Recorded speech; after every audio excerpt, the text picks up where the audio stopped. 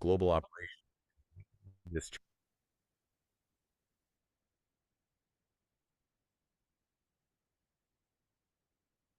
Happy to see you, Greg. Happy Hey to see you. Charles, how's it going?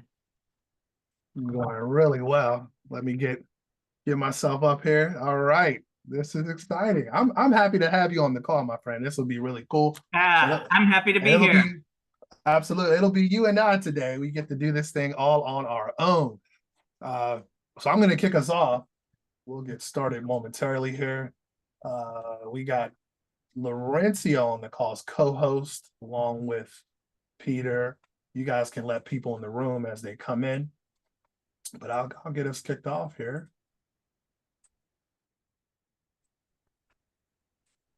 Stop share. So hey, were you in the Greg? Were you in the standards and certification working group BMM meeting just now? I was not. No, No, sir. okay, no worries. So we kicked off at 10 a.m. today. So we did a meeting at 10 and a meeting at 11. We're trying to fully develop the BMM. And I know Gotcha. some of what you're doing. I saw an email that you had sent out or communication related to some support with like legal ramifications. It'll be that insight will be instrumental in us Yeah, helping to that grow was this. that was for work with the United Nations. Exactly. Yeah. Yeah, that's gonna be great. I'm looking forward to doing that. I'm also working on interviewing business partners for my startup. Okay. Okay. Yeah. Well, man, it's just full steam ahead. Just work, work, work. I love this. All right, so welcome to the call, Greg. Let me get us kicked off. Ladies and gentlemen, this is our cryptocurrency working group public forum for April 2025. The CWG, or Cryptocurrency Working Group, we are a collaborative initiative of the Government Blockchain Association, and we are committed to empowering public and private sector professionals with education and strategic insights into transformative blockchain tech and cryptocurrency. And so the CWG, we are co-chaired by Dr. Christopher Smithmeyer. He's the co-founder of Black Wallet Limited. We also have the privilege of having Dr. Muhammad Omar Ali, co-founder of EazyBot. And so I will place their LinkedIn's in the chat for you now, so you guys have access to them. My name is Charles Anderson. I do business intelligence and resource development at EazyBot. And EazyBot is a GBA organizational member, and we support digital asset literacy. We promote secure participation in automated crypto trading. We co-lead the development of the blockchain maturity model for services in partnership with the GBA. And we facilitate these monthly public forums like the one you're on now related to digital assets. And so the topic of discussion for this one is leveraging digital assets for financial resilience. I know that's a mouthful, but today's session focuses on the essential topic of financial resilience in a rapidly changing economic landscape, the role digital assets play in helping individuals, families, even businesses to prepare for, withstand, and recover from economic shock.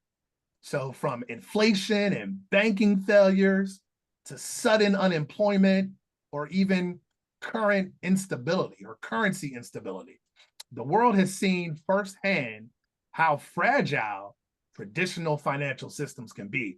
And this is why the conversation is shifting more towards digital asset resilience and how cryptocurrency, blockchain platforms, and decentralized finance tools, how they're increasingly seen as reliable complements or even alternatives, really, to traditional financial infrastructures.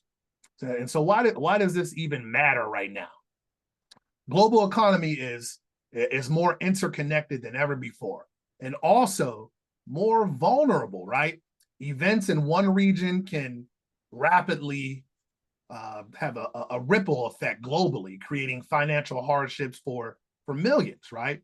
And so digital assets allow individuals to store, transfer, and grow value independently of centralized institutions, empowering users with control and flexibility, economic inclusion, right? In uncertain times. We did economic inclusion last month in our public forum.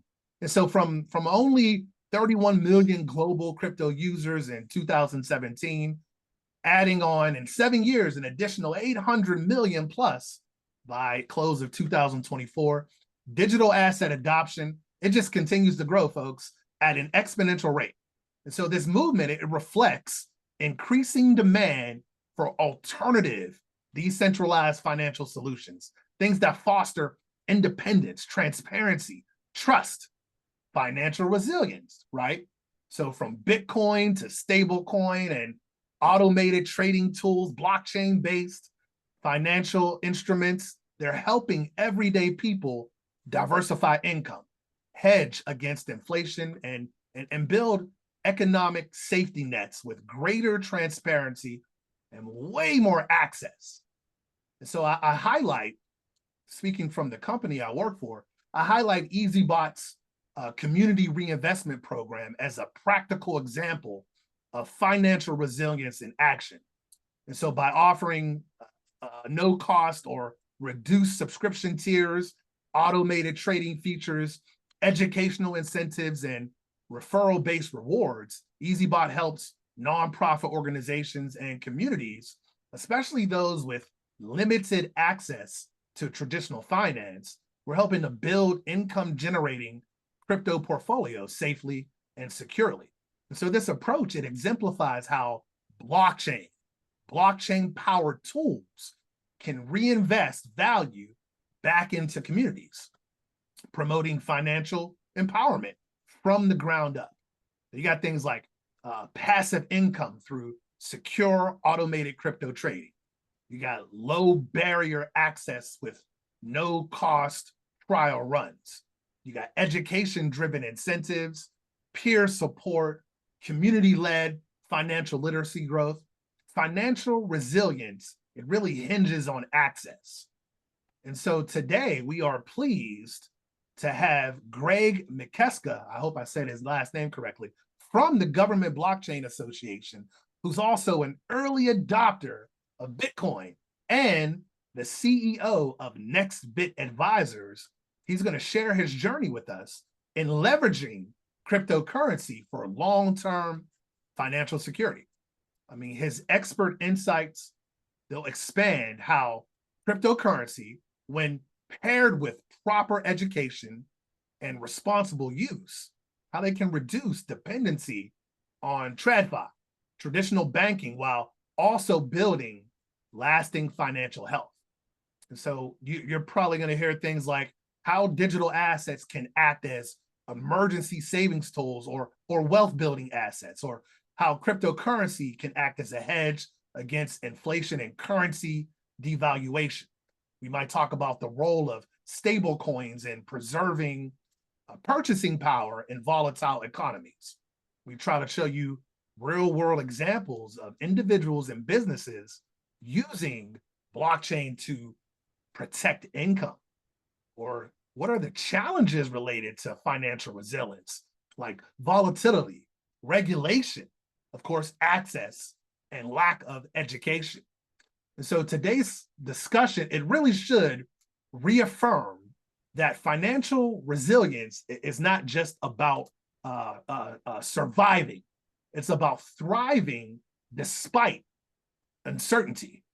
So as blockchain technology matures, its potential to provide accessible, secure, and transparent financial options, it just becomes clear, right? And so with leaders like Greg McKeska and platforms like EazyBot, the Cryptocurrency Working Group, the CWG, from the GBA, we're proud to spotlight the evolving tools, blockchain tools, that empower individuals and communities alike to take charge of their economic future. So let's bring on our guest speaker for today and continue working together to build a more resilient and equitable financial world powered by blockchain. So Greg, thank you for being a part of the global dialogue, right? We appreciate your presence and the time out from your schedule. And of course, we appreciate the insights that you provide.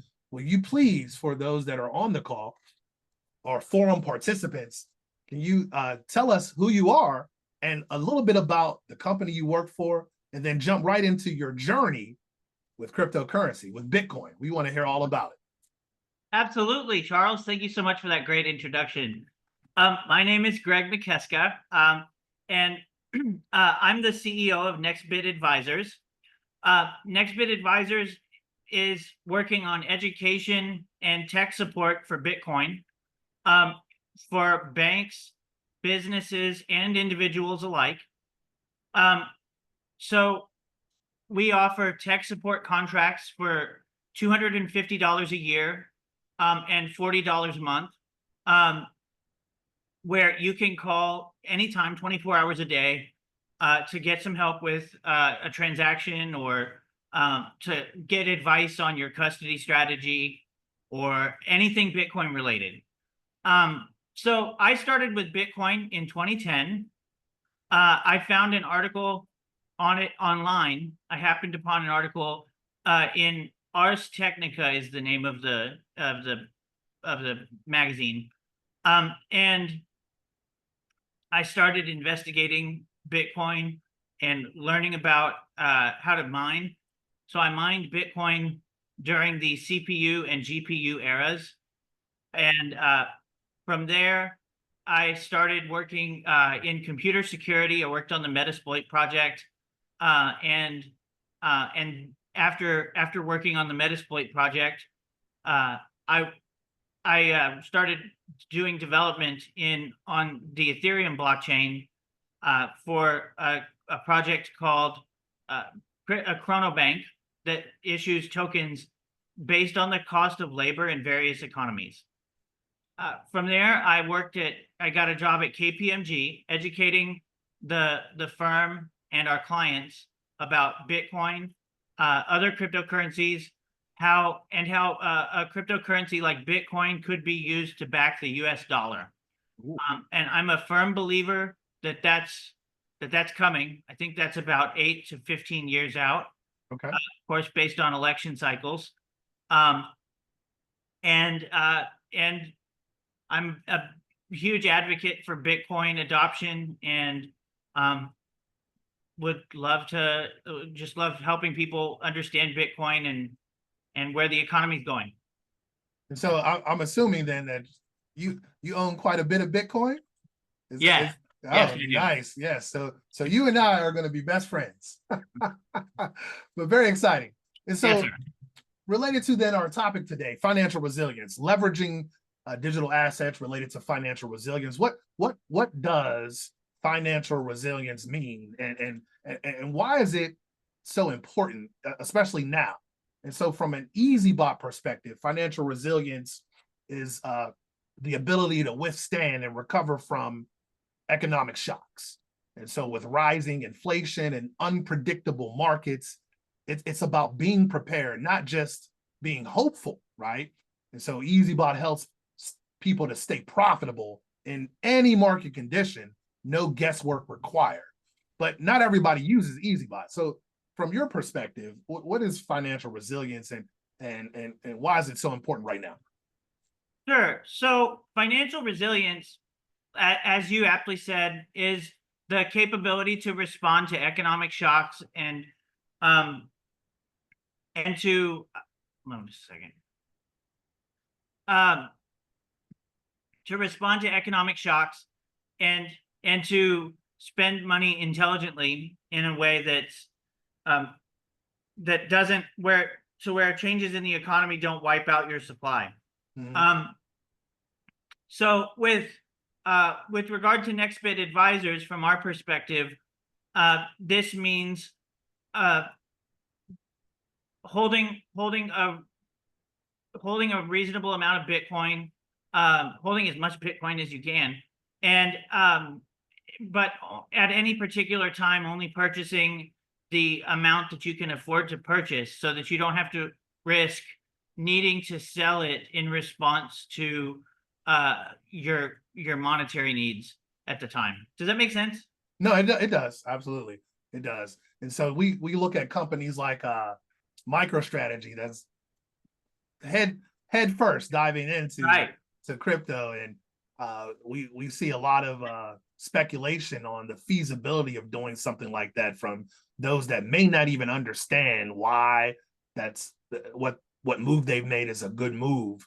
But Right. on the back end of that, we see MicroStrategy being extremely profitable and always increasing in value as Bitcoin itself increases in value. So yeah, no, That's right.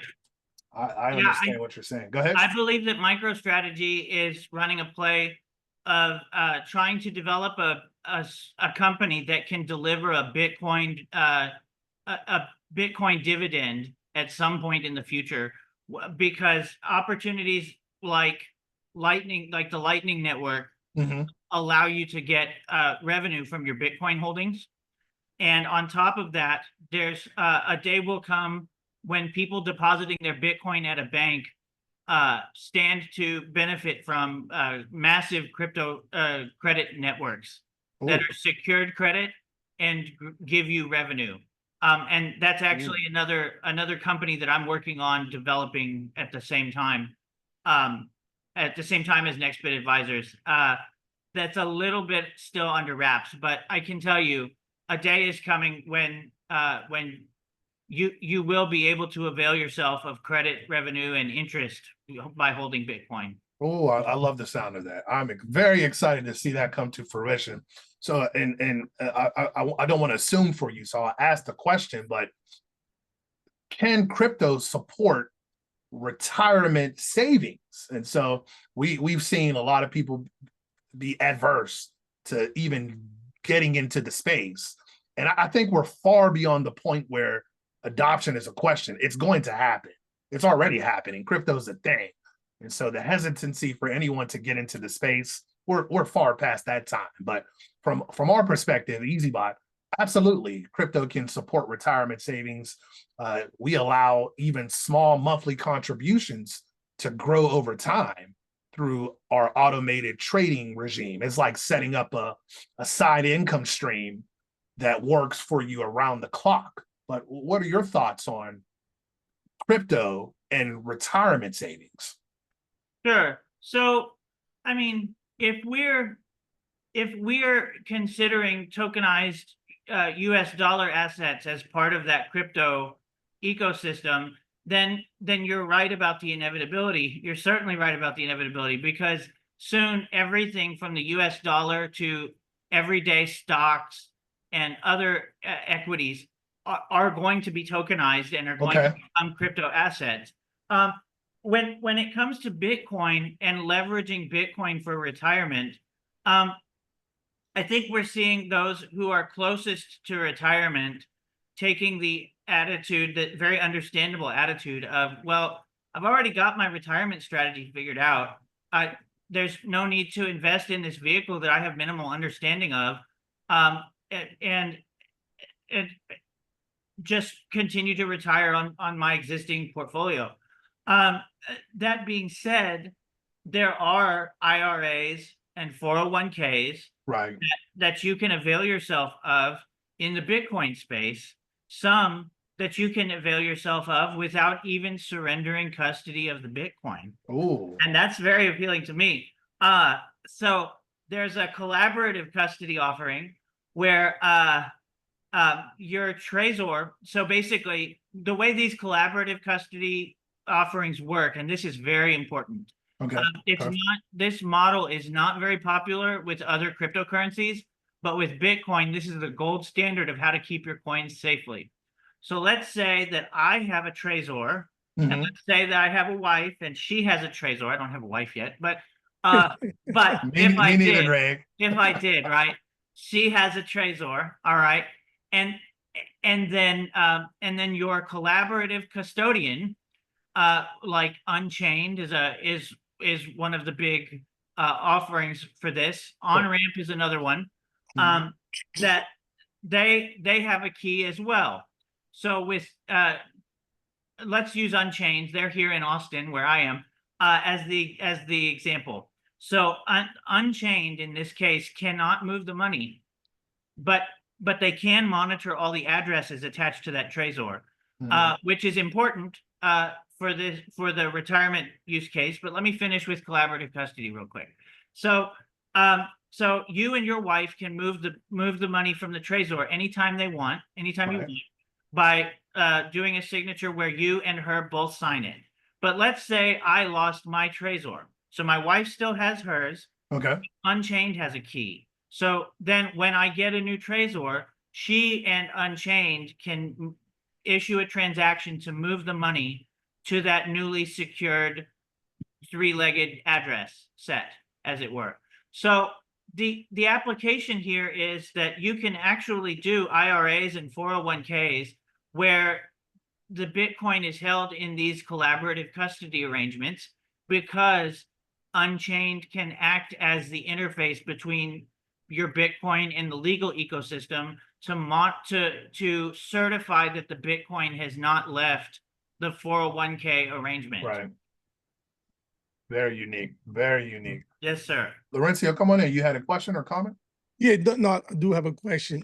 Thank you, Doctor, for bringing your expertise to these meetings. My question is when we're talking about being holders of Bitcoin, custody holders, and would the GBA offer any education or resources on how to leverage it in forms of loans?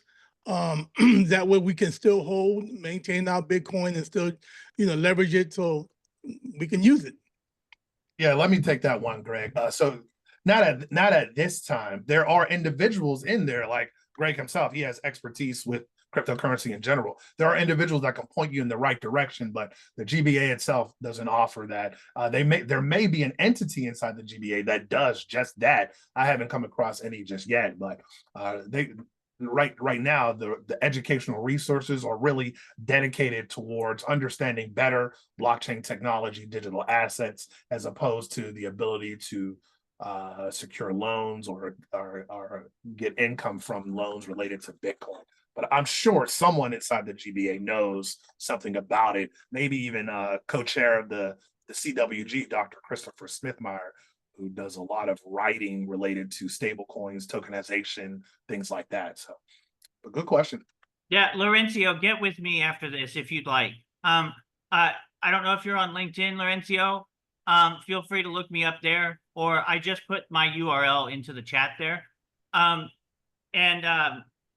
it's hello@NextBit Advisors if you want to email me. Okay, got you. Yeah. Thank you.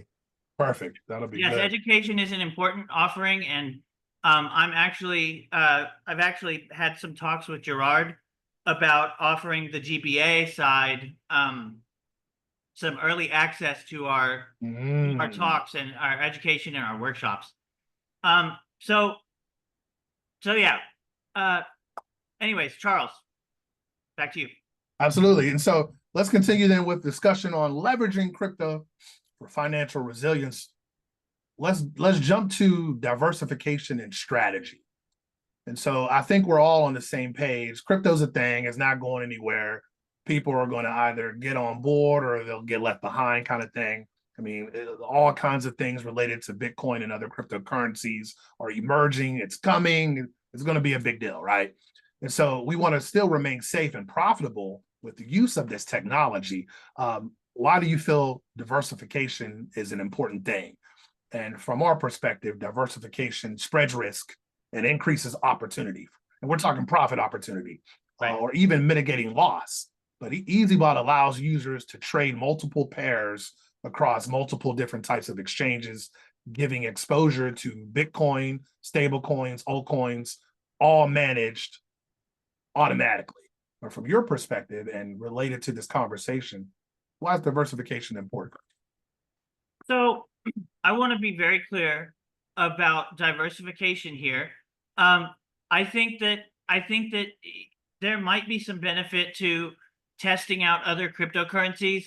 I would say that as far as future wealth and like getting a retirement and getting generational wealth for your family goes, that that it's best to stick with Bitcoin. Oh, see, That the other currencies are good, but they are as speculative as the rest of the world thinks Bitcoin is, or more. So this is because Bitcoin has the backing of, to some degree, it is getting the backing increasingly sure. of national governments and large companies like you've seen with MicroStrategy and GameStop and the like. Mhm. And back in 2010, when the only resource we really had to learn about Bitcoin was bitcointalk.org, where Satoshi himself was talking with Hal Finney and other greats in the scene. It was pretty common knowledge that these strategic reserves that are being accumulated everywhere right now, at least for the U.S. government, would be a prelude to having a stock to back the dollar with. And again, if I told you back then that there was going to be by 25 a national reserve of Bitcoin, you would have thought I was nuts. Yeah, we wouldn't have believed that. Right. Absolutely not. So it sounds crazy to think that the dollar will be backed by Bitcoin, but it was designed for that. That way, when the dollar was backed with gold, there used to be a problem where the gold bars would leave the vault without consent and without recording on to the public. And Bitcoin was designed so that it can back a national currency and publish the backing addresses of Bitcoin so that the entire world could see if the money moved without consent. Yeah, so I guess from your perspective, crypto versus traditional assets, you lean more towards cryptocurrency, especially since, I mean, you can grow and trade crypto 24 hours a day, 7 days a week. But so can the average consumer, can they get involved with digital assets without large investment, or you gotta know someone or have a decent amount to get started? No, so that's a great question, and that's another benefit to dealing with assets like Bitcoin, because even though it's worth $95,000 a coin, you don't have to start by buying a whole Bitcoin. It's divisible up to 8 decimal places. So you can get involved with minimal investment. I'd say once you have about $100 of Bitcoin, start cutting your dollar cost averaging in half, long enough to accumulate $100 of US dollars so that you can put some towards a hardware storage solution. Those collaborative custody solutions that I was talking about earlier charge a monthly fee or an annual fee for their services, but you can get started with just a hardware wallet. So up to the $100 mark or so, feel free to hold it in a wallet on your phone or facepalm the exchange maybe. But after that $100, you want to get it off the exchange, off of your phone, get it onto a hardware wallet, and keep the seed phrase somewhere that's fireproof and secure. So a little bit of safety and security related to this conversation about resilience, right? Now, that makes sense. So are you of the frame of reference then that the average consumer can just use a safe and simple tool and get started and kind of contribute to this conversation about financial resilience once they get a little bit of Bitcoin? Yes, sir. If you can afford $10 a week or $10 every 2 weeks, you can afford to get into Bitcoin. Okay. I like that. So what about a small business then? Crypto, digital assets related to small businesses.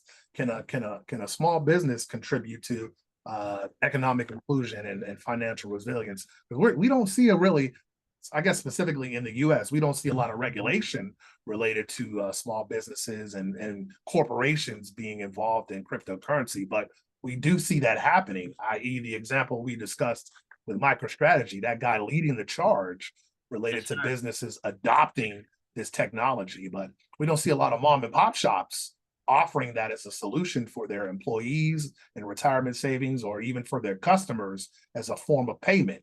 Other countries, we see that as a thing, right? You know, having to accept Bitcoin as a form of payment. What are your thoughts? So yeah, this is actually a passion of mine.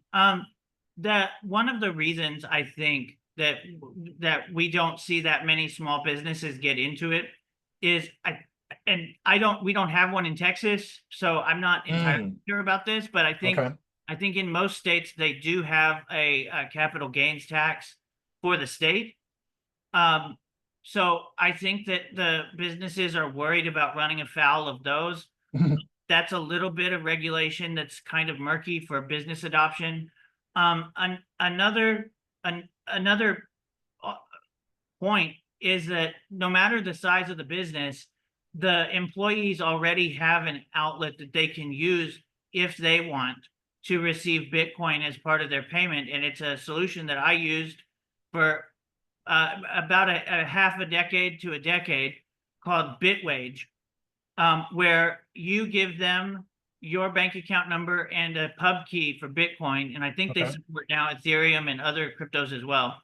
And then they give you a routing number and account number to give to your business, your work, for direct deposits. And then when a direct deposit comes through, they send you a certain percentage of that payment in Bitcoin or any other cryptocurrency that they support. And the rest of it gets forwarded to your direct deposit address. Oh yeah, you got to put that in the chat. I have not heard of Bitwage before. Maybe some other users on the call may have heard of it, but I had not. So that's the kind of insight that someone who's an early adopter would be familiar with, especially if you're dealing with Bitcoin every day. Very nice. Yes, sir. And they do support the other direction as well. Meaning for people, for businesses that mostly receive Bitcoin and cryptocurrencies that need to provide SWIFT-based payment in other countries, and or ACH payments in the U.S., they support doing payroll that way for businesses that are Bitcoin based. So very exciting. Another example is a company that's a startup in Florida called Orchestra. Oh, I'll put that in the chat as well. Okay, perfect.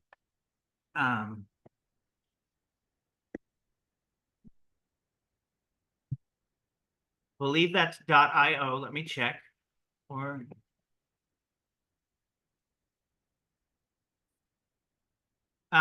orchestra.io. That's right. Okay. And Orchestra have an applet that connects to your QuickBooks, and they have custody providers they work with, but they also work with self-custody if you have a Trezor, and they'll automatically move a portion of your revenue into Bitcoin. Into Bitcoin. That's it. Yes, sir. So are you thinking that, and I got the impression that you are, because I'm thinking the same way, that this is going to increase. More and more companies are going to be doing things like this, moving portions of revenue and paychecks getting given out in Bitcoin versus dollars. Is this something that's going to happen in that, what was it, 8 to 10 year time frame that you were discussing? Yes, sir. Yes, sir. So companies are kind of operating on really low margins nowadays. Okay. In general. And so they're waiting until there's a chicken and egg problem, where if they could pay their employees partially in Bitcoin, but the employees then have to learn about solutions that allow them to spend their Bitcoin at McDonald's and stuff like that. But then also, if they manufacture shoes, they have to pay for the parts of the shoes.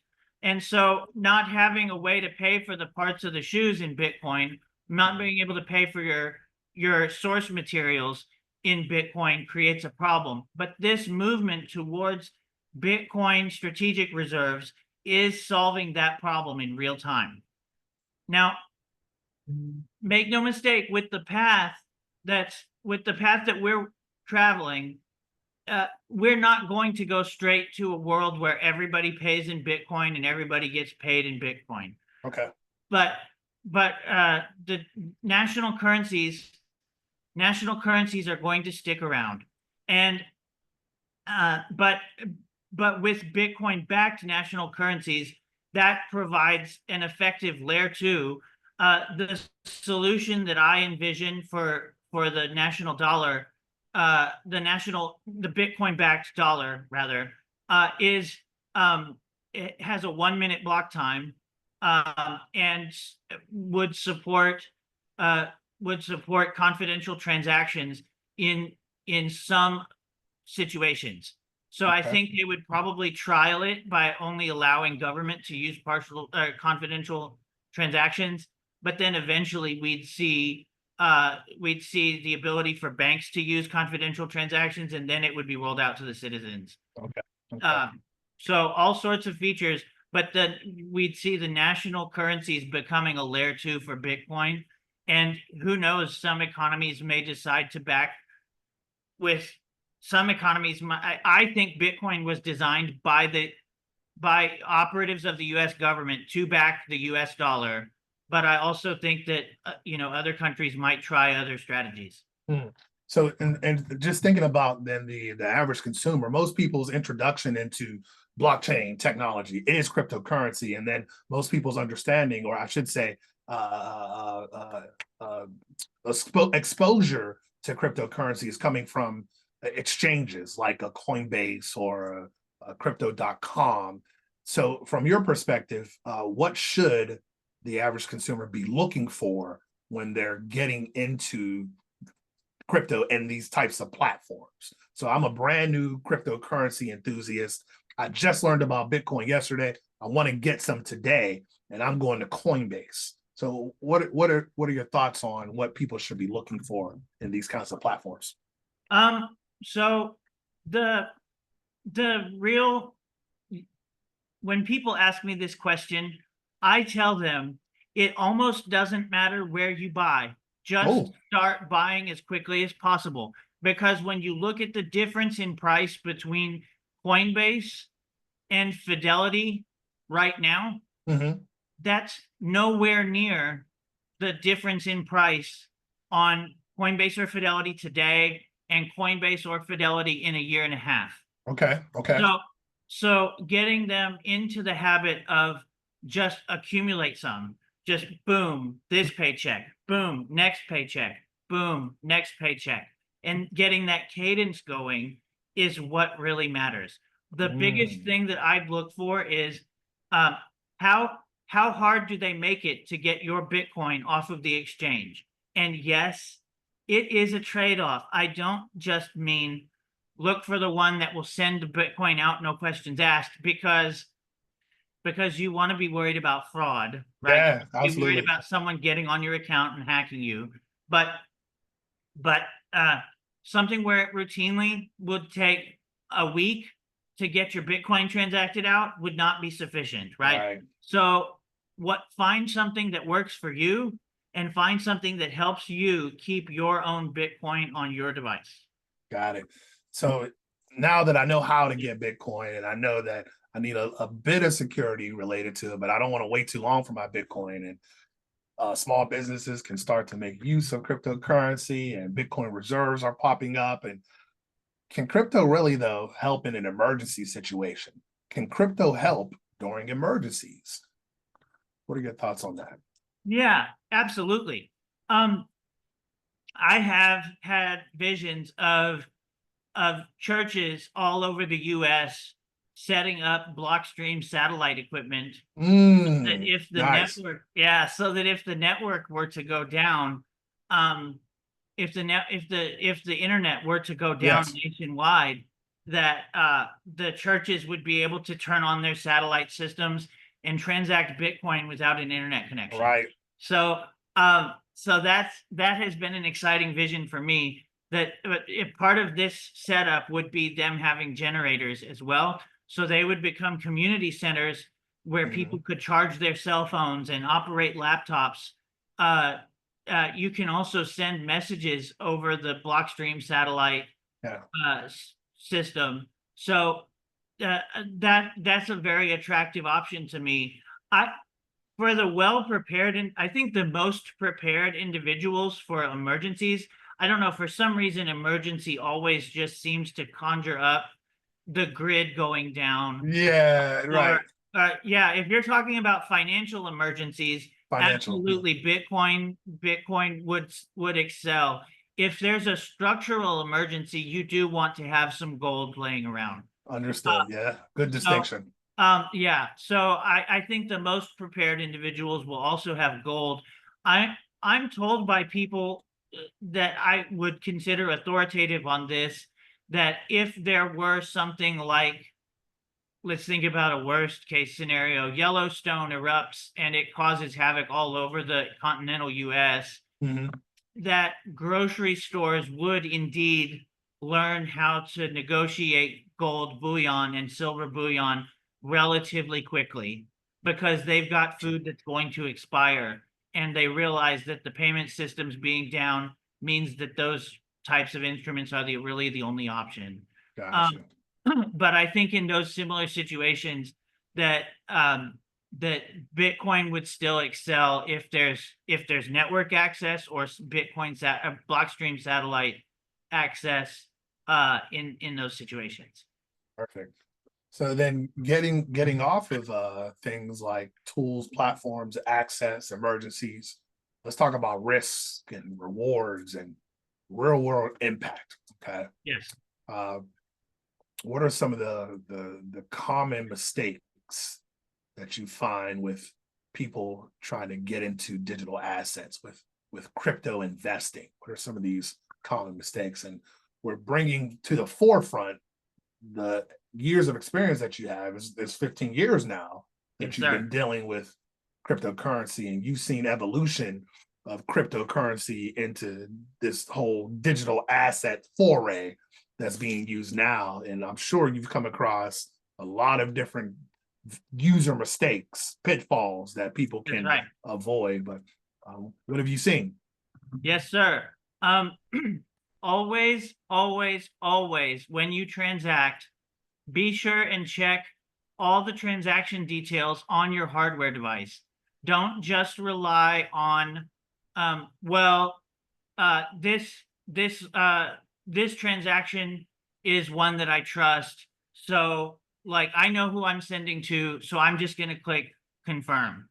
Verify the first four characters and the last four characters of the receiving address on your hardware device. You know that you don't have to verify the middle of the address, because the attack surface is such that they might be able to present a completely different address, but making it match in such a way as the first four and last four characters match, but there's something different on the inside of the address, that would be a very sophisticated attack. Was that cogent? Does that make sense? Yeah, it does. Okay, excellent. So then one of the others, when you're investing in crypto and approaching crypto, and this sounds like something where I've got a bias, but I just want to be honest about my beliefs here. The biggest pitfall I see is people thinking that they've found the next Bitcoin. The idea the idea of Bitcoin was built in response to a system where every 100 years or so, taxpayer money was seized to bail out the existing system and thus create a new system. So Bitcoin is the new system, and the future will be built on it. And I don't want to go too much into that, but if y'all want more detail on it, just ask me, and I can defend that.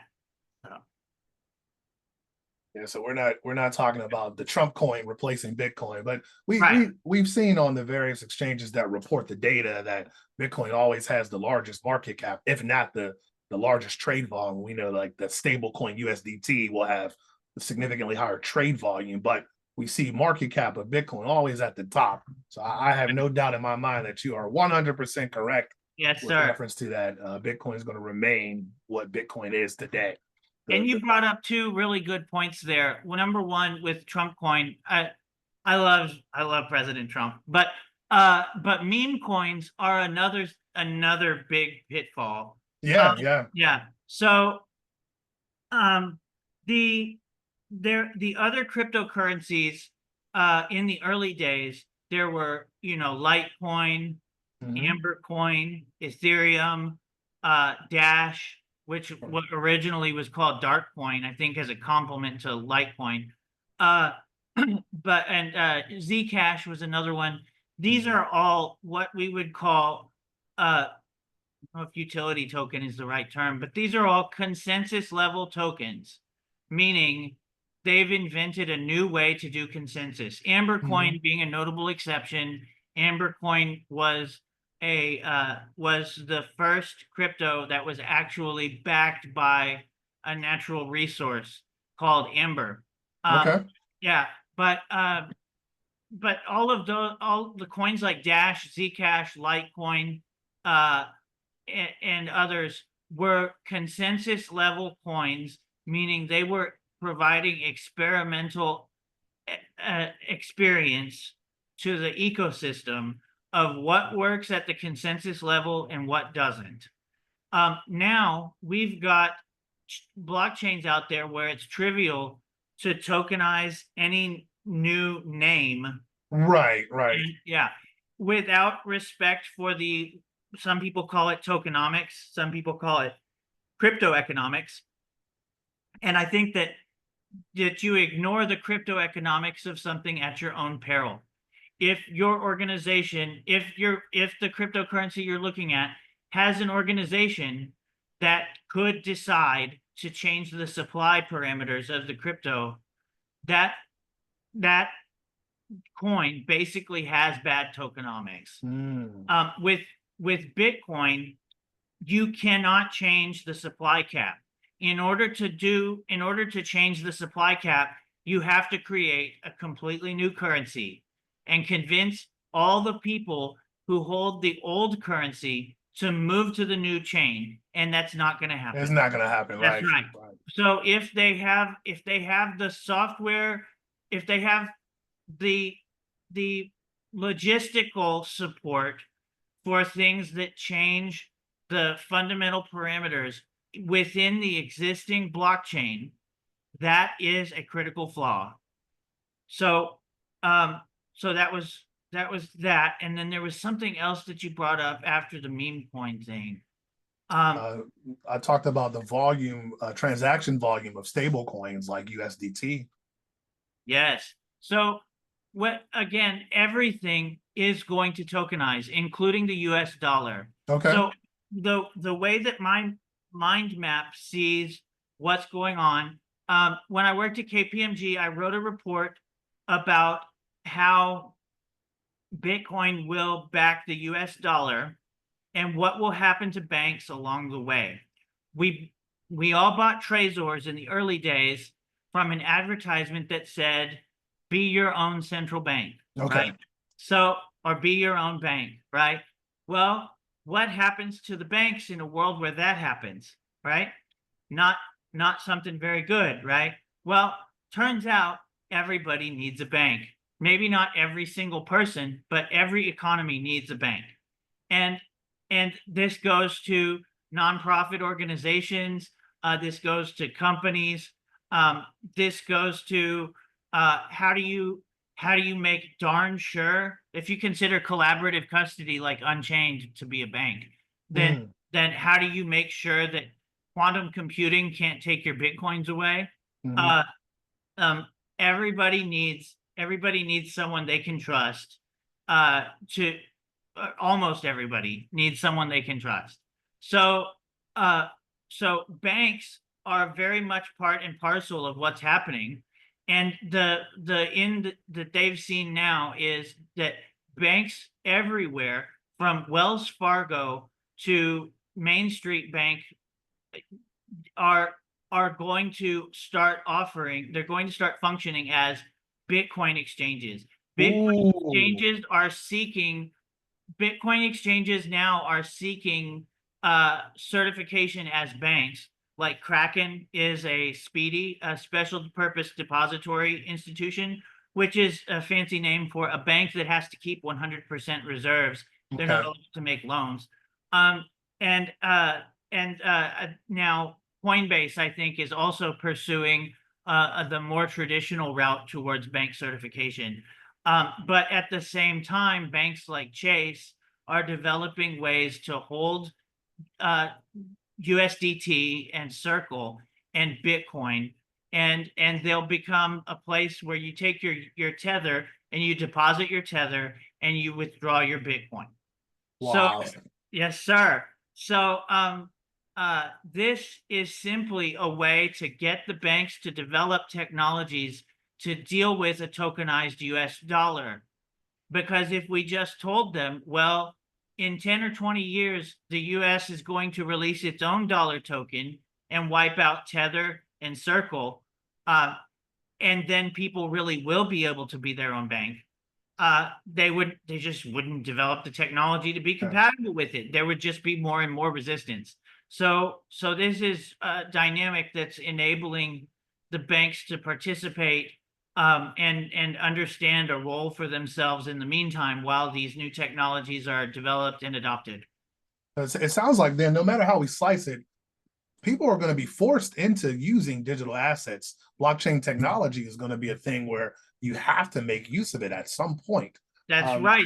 The New York Stock Exchange has announced that as of sometime in the middle of 2026, I think July 2026, somewhere thereabouts, they're going to be operating 24/5, 24 hours a day, 5 days a week. Wow. And this is a step towards tokenizing, where Okay. you'll be able to hold your Apple stock on your Trezor.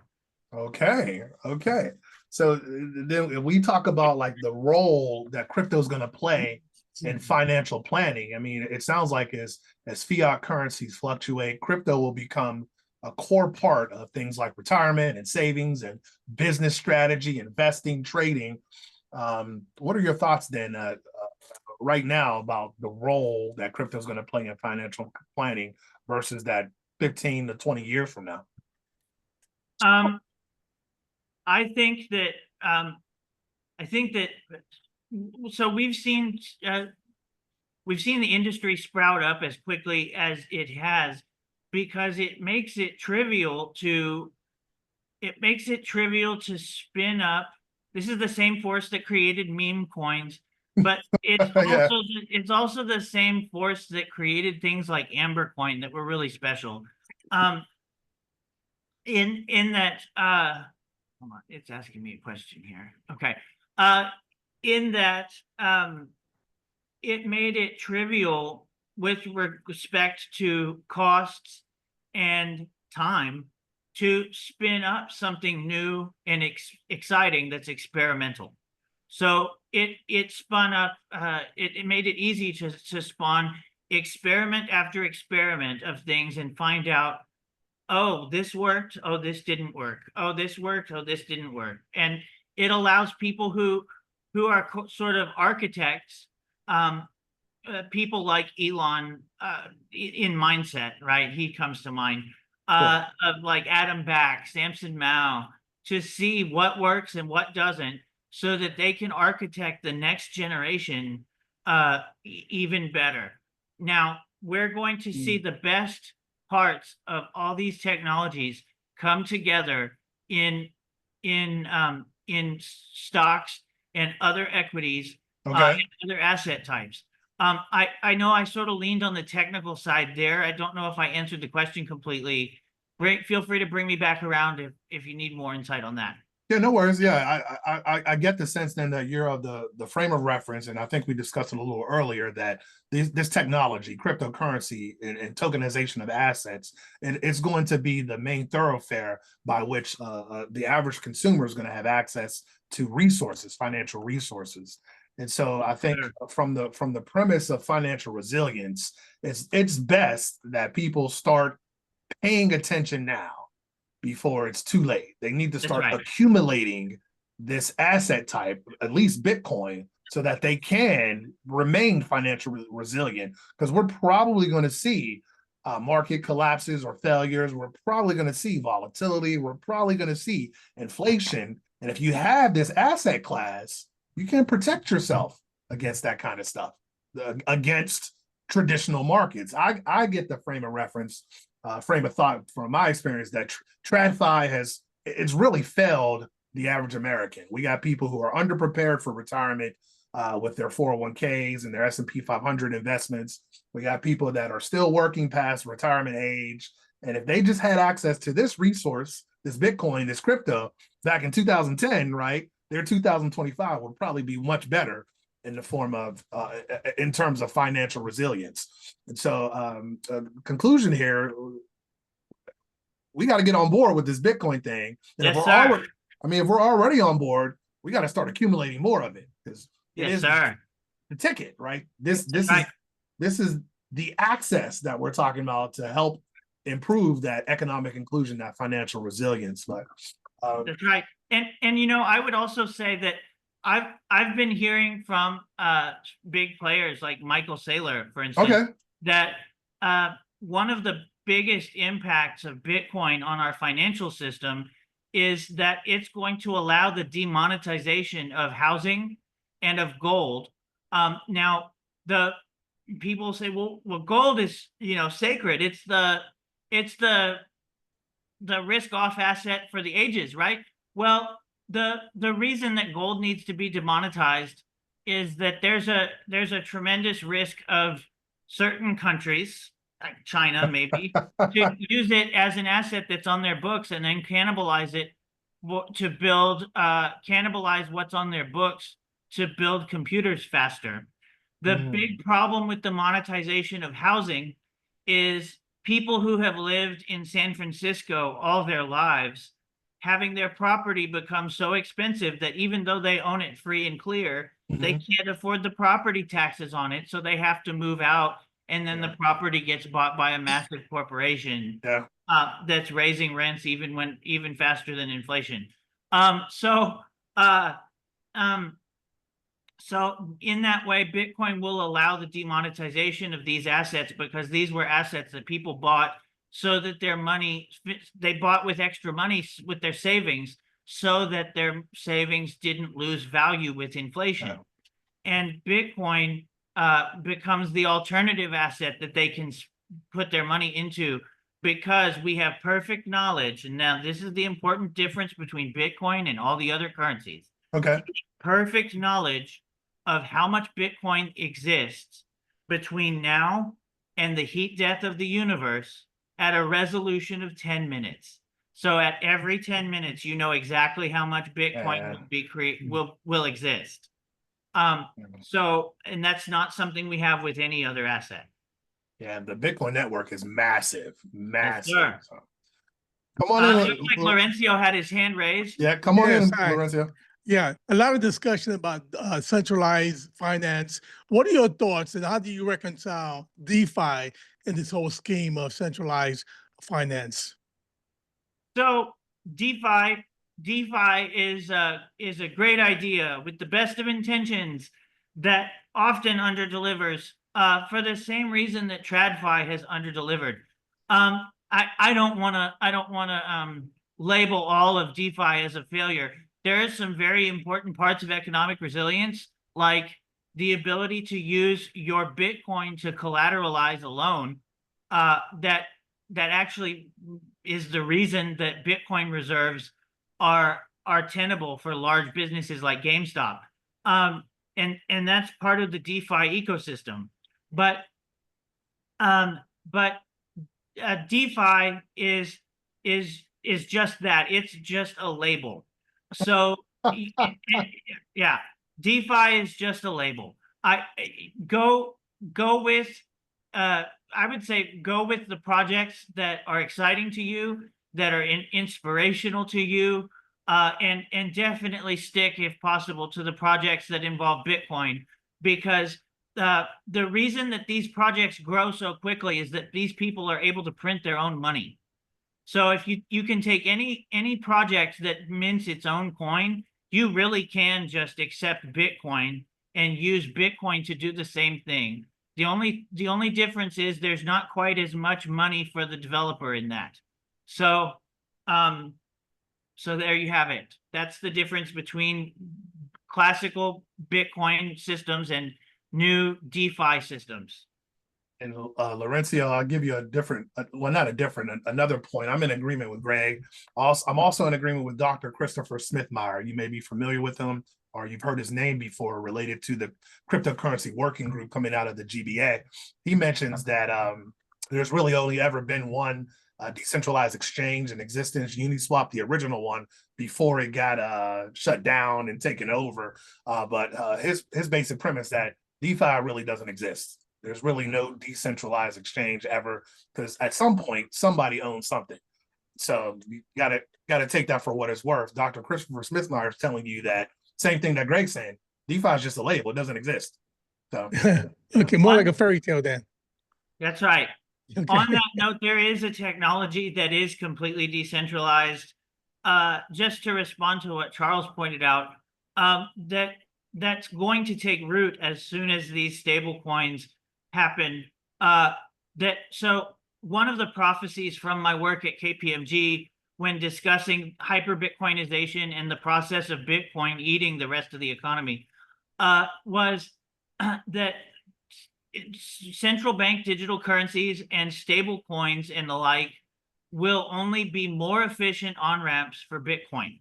okay. So this is to say that there's a technology called atomic swaps that basically is a transaction type. Once you have Bitcoin and a stable coin traded on the same blockchain, you can have a situation where the US dollar funding hits the blockchain, but it doesn't actually move. It's held in escrow by the transaction itself, and it's only released from escrow once the Bitcoin hits the blockchain. Ooh, and nice.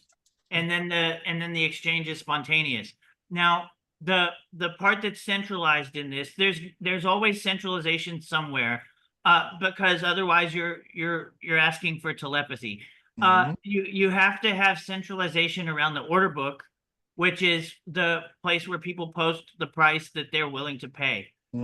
If there's a mono asset situation, you can just have the traditional asset, the stable coin, waiting in a transaction, waiting to be filled with Bitcoin instead of having an order book. So so all of that's coming, but it's the network that it's live on right now is called Liquid, and that's a Bitcoin sidechain that's run by Blockstream. Isn't that a form of an oracle? No. So if it's just the amount and price that the person holding the US dollar side is willing to pay, then in a way it's not an oracle. But that's what I'm saying, is there's always centralization somewhere. If you're trying to prevent arbitrage by having an oracle that's bringing in the pricing that's aggregated from other exchanges, that's going to be a point of centralization. There is centralization. So yeah, Sure. there's the only thing that's going to be fully decentralized is once we get to electron fungibility, where people have when people are paying in Bitcoin by paying with electrons, and that's 75 years away probably. So that's going to be truly decentralized, but until then we're dealing with different trade-offs. Great, thank you. And Great it's answer. that fabulous discussion today. And I'm sure we can go on for hours and hours just on Bitcoin right. alone. There's a lot Yeah. of content out there, but we appreciate your contribution to our discussion about leveraging crypto for financial resilience. We understand now that time is now. You got to take action.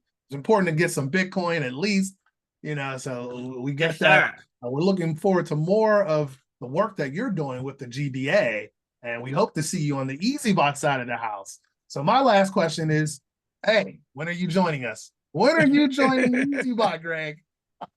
When am I joining EazyBot? That's good. Yeah, I'll get with you after this. We'll talk about it. But no, we do appreciate your presence today. ladies and gentlemen on the call, this call is recorded. You'll see it posted shortly. Next month will be another cryptocurrency working group. I don't really have the details. Oh, I do have the details. So next month's cryptocurrency working group is May 22nd, 2025. We're talking about blockchain innovation, supporting the United Nations Sustainable Development Goals. There's already a video out there with Dr. Muhammad Ali, who is the co-chair for the CWG, talking about how things like EazyBot support the United Nations SDGs or Sustainable Development Goals. I do propose that you familiarize yourself with the SDGs, really, really important top tier level goals that the United Nations published that kind of help promote economic inclusion and other things related to finance and the use of blockchain and crypto. So we'll be here on May 22nd, same time, same channel. We're closing out today. Thank you, Greg McKeska. We appreciate you. Did you put your LinkedIn in the chat by chance? Let me do that real quick. Hold on right. just a moment here. Perfect. And brother Laurencio, any closing remarks or comments for Greg? No, I just told him. I just told him that I just started my buying BTC with DCA at the Coinbase, just based on his urgent letting us know that we should buy Bitcoin. Oh, okay. So hey, you just made someone a bigger believer, Greg. That's great. Hold on just a moment here.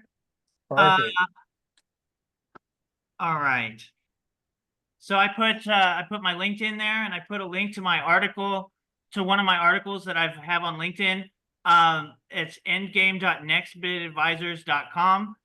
Oh yes, and my email. Let me put my email in as well. And make sure you're doing it for everyone. I don't see your LinkedIn at all. Oh, that's to Lorenzo. Yeah, you gotta do it for all. Okay. Okay, hold on just a moment here. Everyone No in worries. meeting. Email. Yes, we thank you then for all that insight for today's meeting. We'll look to get you on again for our future conversations where you fit in with all this expertise, and we're going to look for big things from you out of the GBA. How long have you been with the GBA, Greg? I've been with the GBA for I think 3 or 4 months now. Got it. So relatively new, but you can still make a huge I've been impact. following the GBA. I've been following the GBA since 2017, but I've only been a member for 3 or 4 months. Got it. So yeah, we're looking forward to that contribution, my friend. That is our time for today. We're closing out. Appreciate everyone's participation. Visit us next month. Again, same time, same channel, May 22nd for the next CWG, and collect the information from the chat. Make contact with Greg and ask him all kinds of questions about Bitcoin and the work he's doing. I'm looking forward to leveraging my experience to help everyone. God bless you. Absolutely. And Laurencio, don't forget to make contact with him. He did offer to communicate with you about the question related to the loans, okay? All right. Roger, got that. Thank you, guys. All right, folks. Have a good one.